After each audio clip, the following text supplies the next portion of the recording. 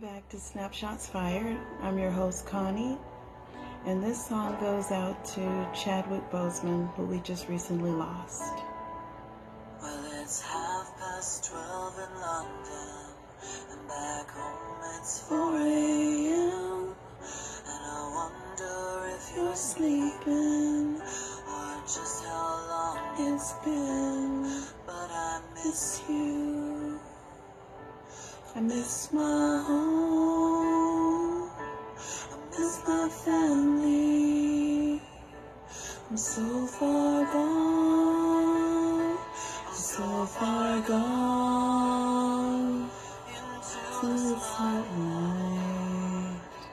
I'm so far gone into the dark night, and I can't recall how it feels to feel alright.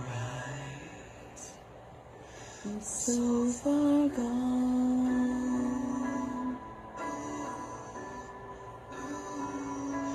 I'm so far gone. Alright, anyway, just a shout out to him and his family, and hope God be with them through this difficult time. And he was an amazing artist, and I'm so sorry that we lost him. Anyway, I want to talk to you guys today about the RNC convention. I just wanted to briefly discuss a point of the speech that Mike Pence gave.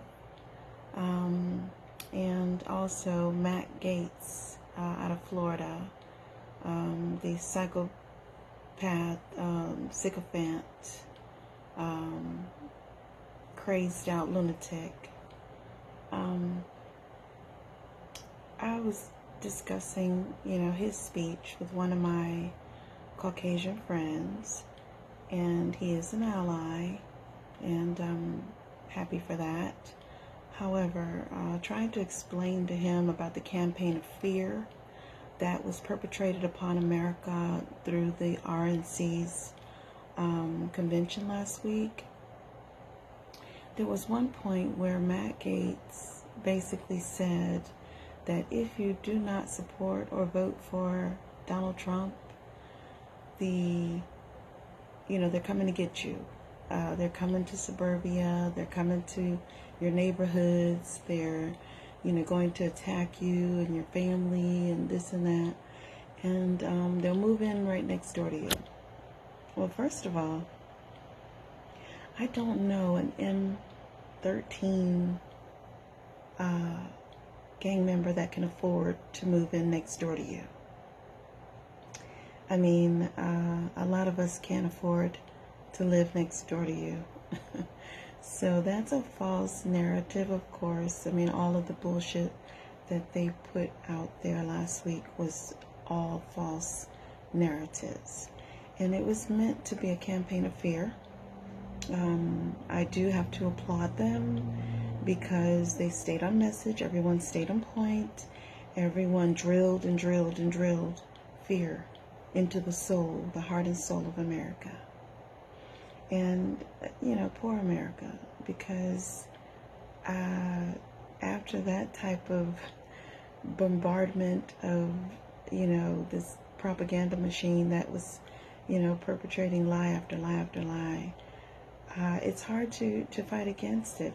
It's hard to even, believe in anything different, because that's all you heard for a whole 4 days of constant messaging of fear mongering. And you got to be smarter than that. You guys have to be smarter than that. They also touted this thing about Joe Biden's been in office for more than 40-something years, and he hasn't done anything since he's been there, and he's to blame for the way our country is right now. As if he's already president, and all of the COVID mistakes, all of the kids in cages, all of the, violence in the streets, regarding the protests and the police brutality and the chaos and all of the things that are happening right now on Trump and Pence's watch is somehow Obama's fault and also Joe Biden's fault. Even though they're not running the country and they're not in control. You see how they spin this bullshit narrative? And you got to be smarter than that. I know that Americans are smarter than that. I mean, I'm betting my last dollar that America is smarter than what they give you credit for. I know that you are smarter than this. Please do not fall for the okie doke. Please don't fall for the bullshit. It is really, really a serious falsehood that they are promoting. And you've got to be smarter than that. One of the things I want you guys to understand, okay, is one of the people that they paraded out there on, I believe, the last day was Mitch the Bitch McConnell out of Kentucky, okay? And, and I think his, the other senator, Rand Paul, was also touting all this fear-mongering, and he actually did an encore acting performance when he left the stage. Him and his wife were walking back to their car, and protesters were out there, rightly so, because he's still holding up the anti-lynching bill. He's the lone senator that has not signed that into legislation. Rand Paul is who I'm talking about. And you guys need to get his number and call his office to demand that he signs the bill. I mean, with Jacob Blake being shot 7 times in the back by police officers and George Floyd being lynched to death in broad daylight on national TV, we do need an anti-lynching bill to protect African American males and anybody, white males or whoever, that's getting killed. We need that anti-lynching bill. Anyway, Mitch was out there taunting the bullshit narrative as well of fear, but he also had the nerve and the audacity to come out and say that Joe Biden has been, in public office for 40-something years, and he hasn't done a goddamn thing for America.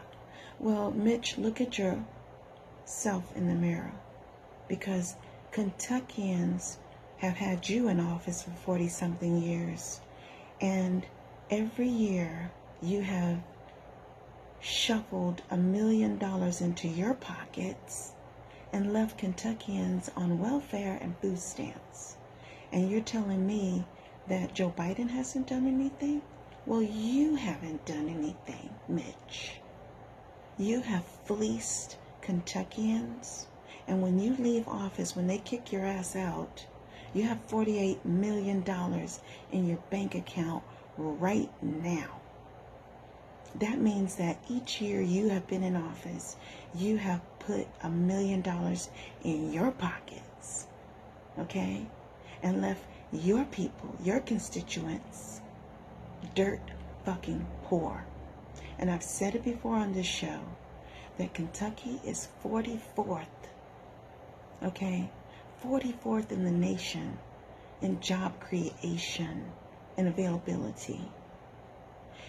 Most of your constituents are on welfare and food stamps, okay? Unless they are fortunate enough to have a good job and live in the suburbs. But not all of your constituents are living that life. They're not all living their best life like you and that gun-toting couple. Okay? So let's get real here. Who's doing what for America? Because the people in Kentucky are being fleeced. You and your fucking Chinese mail order bride are fleecing Kentuckians in America. So let's be real, clear. You're the problem. And they need to vote you out. I can't stand this lying ass, so, I have to rant on that. But if you're from Kentucky and you're listening to this show, get him voted out. You need change for real. Because he hasn't done a goddamn thing for you guys.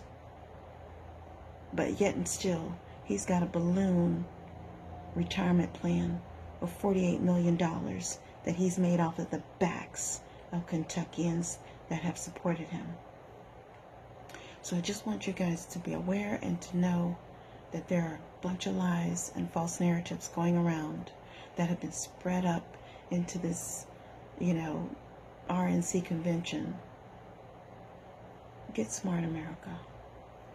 Understand what they're doing. Anyway, that does it for my show today. I just wanted you guys to be aware, get on point, and understand what's going on here. Thank you again for joining me, and I look forward to seeing you on the next episode of Snapshots Fired. I'm your host, Connie. I'm going to take us out on another song, and you guys have a good evening, and stay woke.